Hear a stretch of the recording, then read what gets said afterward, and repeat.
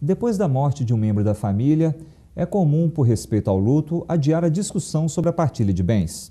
No entanto, é bom lembrar que para fazer um inventário, o prazo começa a contar a partir da data de falecimento. Confira na matéria.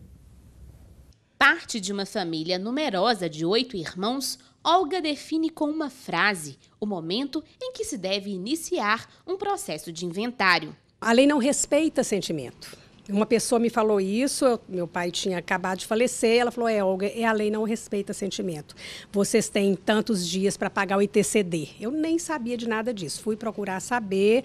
ITCD ou ITCMD é o Imposto sobre Transmissão Causa-Mortes e Doação de Quaisquer Bens ou Direitos. Pago à Receita Federal, é um dos primeiros passos do inventário, feito logo após a apuração de bens, direitos e dívidas do falecido. O cálculo do imposto é de 5% sobre o valor total dos bens. Há prazos para ter direito ao desconto de 15%. O desconto, no caso da transmissão causa-mortes, é até 90 dias da abertura da sucessão, ou seja, da data da morte da pessoa que transmitiu o patrimônio para os seus sucessores ou beneficiários. Após esse prazo, há incidência de juros e multas. O imposto é cobrado tanto nas doações em vida quanto no inventário. Doação é um contrato, né? Que é um contrato realizado entre as duas partes, né? No caso, doador e donatário. O doador ele vai doar o que ele quiser em vida para outra pessoa. Ele pode deixar parte dos bens, só que ele pode dispor só de 50%, que é porque 50% do patrimônio é chamado de legítima. E essa legítima ela é pertencente aos herdeiros. O inventário pode ser feito de forma judicial ou extrajudicial. 4 questões básicas definem se um inventário pode ser feito de forma extrajudicial, ou seja, em cartório. Todos os herdeiros devem ser maiores e capazes. Deve haver consenso entre todos sobre a partilha dos bens. O falecido não pode ter deixado testamento. Enfim, a escritura deve contar com a participação de um advogado. Tanto no judicial quanto no extrajudicial, o início do procedimento é o mesmo. Precisa do arrolamento de bens, né? Indicação dos herdeiros, todas as pessoas que foram deixadas como herdeiros, filhos, no caso de ter tido algum falecimento, os filhos, né? Os netos e todos que são os herdeiros, e um formal de partilha mesmo, que vai identificar todos os bens deixados pelo falecido, né? Que é chamado de decujos, e todas as pessoas, o que cada um vai receber. Olga e os irmãos optaram pelo extrajudicial, mas não deixaram de lado as formalidades. Mas a gente, assim, teve o trabalho de fazer uma ata da primeira reunião. Depois um irmão olhou todos os bens, pôs valor, né, olhou o valor de mercado. Então, essa ata, todos receberam uma cópia. Então, a gente tem tudo legalizado e tudo organizado para que não dê problemas futuros, porque hoje está tudo ok. Amanhã, vamos dizer que um outro irmão falece. Daniele optou pelo judicial e, inclusive, atuou como advogada no inventário do avô. Após o arrolamento dos bens, o valor do imposto estava acima do esperado pela família. Então, foi solicitado ao juiz uma medida de urgência. Entramos com o inventário e já no inventário eu pedi uma liminar para que fosse feita a venda do veículo e a transferência já do veículo junto ao Detran, e para a gente poder resgatar esse dinheiro e utilizar no pagamento do imposto. Há casos em que pode haver isenção do imposto. Em causa-mortes, quando o imóvel é o único bem a partilhar ou o valor total dos bens não ultrapasse 40 mil UFENG.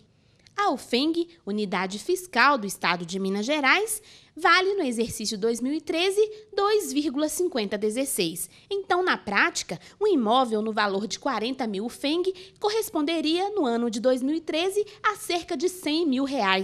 No caso de doações em vida, a isenção é concedida até 10 mil UFENG. Porém, se for uma doação de 11 mil UFENG, ela é integralmente tributada. A parcela não é só 1 mil excedente de 10 que é tributado, não. É toda ela tributada.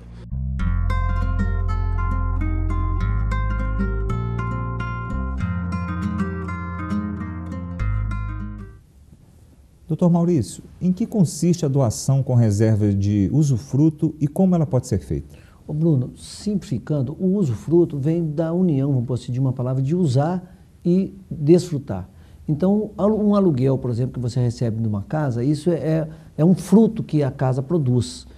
Se eu moro naquela casa, eu estou usando. Então, a doação com usufruto eu transfiro um imóvel para você, né? Você será o usufrutuário, você que terá direito de usar esta casa, de desfrutar aquilo que ela eventualmente render, e o proprietário continua comigo. Eu passo a ser o proprietário e você o usufrutuário. Então, essa doação com usufruto é isso. Eu transfiro apenas o direito de usar e o direito de desfrutar de eventuais frutos que aquela coisa possa gerar, né? Não transfiro toda a propriedade, né? Não é uma transferência total da coisa. Isso é muito comum às vezes no processo de inventário. Os pais, às vezes, transferem aos filhos a propriedade e reservam para ele o usufruto, ou seja, continuam morando, continuam administrando a casa, continuam alugando. Quer dizer, o usar e o desfrutar dos rendimentos que aquilo bem possa gerar, continua comigo. Mas a propriedade já fica com o meu filho, através desse sistema. De forma que quando eu vier a falecer, esse usufruto ele se extingue, né? Então, a propriedade que estava com o meu filho passa a somar com o usufruto. E aí, com a minha morte, o meu filho então passa a ter a propriedade total, plena daquele bem. Pois é, doutor Maurício, o senhor falou da doação feita em vida. Ela pode ser contestada judicialmente? A doação, logicamente, todo ato jurídico sempre pode ser contestado, né? Perante um processo judicial. Agora, essa doação feita em vida, ela teria que ter um motivo de uma eventual nulidade, um eventual prejuízo a um terceiro, para que esse terceiro viesse a alegar. O Código Civil, se não me falha a memória, no artigo 557, prevê algumas hipóteses de nulidade dessa doação. Quando, por exemplo, o beneficiário da doação, ele pratica um ato contra a minha vida, ou um ato contra a minha integridade física, pratica um ato de calúnia ou de injúria contra o doador. Então, essa doação, eventualmente, pode ser anulada. E os herdeiros, doutor Maurício, eles são obrigados a pagar as dívidas da pessoa que deixou a herança? Bruno, são obrigados, mas até o limite da herança. Deixa eu dar uma explicação mais fácil para você. Se o falecido deixou uma dívida de 1 milhão e ele deixou um patrimônio de 2, então esse patrimônio de 2 será retirado 1 milhão, vai ser pago a dívida e o que sobrar vai ser dividido. Se o falecido deixou uma dívida de 2 milhões e um patrimônio de 1 milhão, então 1 milhão dessa dívida que ele deixou praticamente não vai ser paga. O herdeiro ele deixa de receber a herança. A herança, primeiro, ela tem que ser utilizada para pagamento das dívidas. Se patrimônio que foi deixado pelo falecido é suficiente para pagar as dívidas, então o que sobrar vai ser partilhado. Doutor Maurício Ferreira, agradecemos a participação do senhor em nosso programa.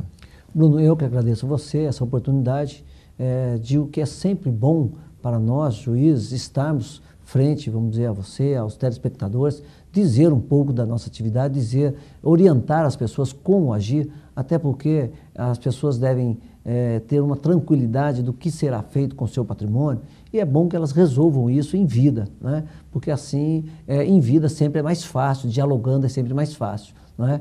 Então, eu que agradeço a você essa oportunidade e espero que os nossos telespectadores possam ter aproveitado, possam ter aprendido um pouco com essa nossa fala que nós aqui tivemos hoje. Eu que agradeço a você e muito obrigado pessoalmente aí por essa oportunidade. Obrigado mais uma vez.